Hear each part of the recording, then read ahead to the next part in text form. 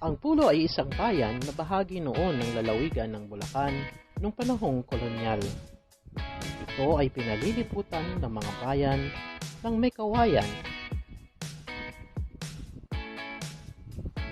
bayan ng Obando,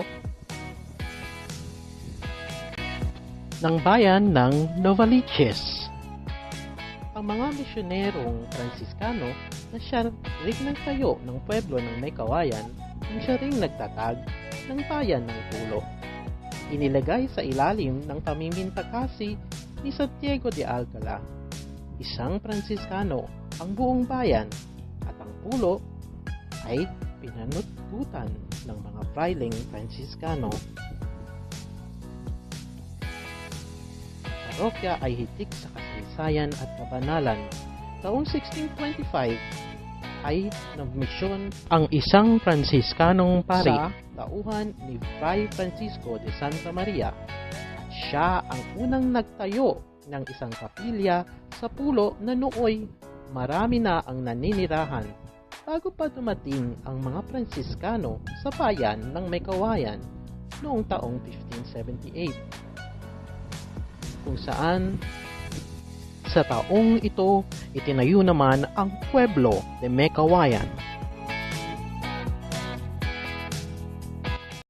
Lumisan si Fray Francisco de Santa Maria sa Pulo upang magmisyon sa bansang Japan. Ngunit sa kasamaang palad ay siya'y naging martir noong August 17, 1625 sa pamamagitan ng pagsunog sa kanya ng buhay habang nakagapos sa isang haligi. Idineklara ng Vatikano na biyato sa pamamagitan ng utos ni Papa Clemente Pangsyam noong Mayo 1, 1627. Sa nobelang Noli Me Tangere, mababasa na namanata si Pia Alba kay Santa Clara sa tanyag na simbahan sa bayan ng Obando, na nagbunga ng kanyang anak na si Maria Clara. Ang kapatid naman ni Kapitang Tiago na si Tia Isabel ay umuwi naman sa bayan ng Malabon, habang ang tirahan ni Kapitan Tiago ay matatagpuan sa Kalye Anluague. Ngayon ay kilala bilang Juan Luna Street. Iisa ang daanan na binabagtas mula Kalye Anluague hanggang Obando.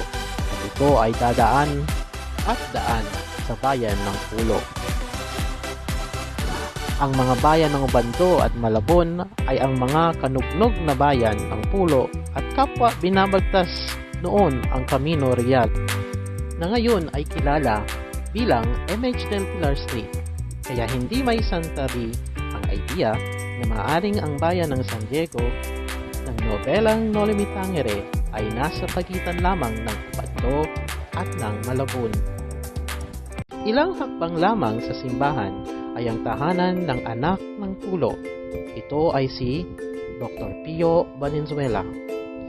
Ang piyesta ng Pulo ay tuwing ika-12 ng Nobyembre. Sa araw na ito ay itinideklara na isang holiday para sa buong bayan ng Valenzuela. Ito po ang parokya ng San Diego de Alcala ng Valenzuela.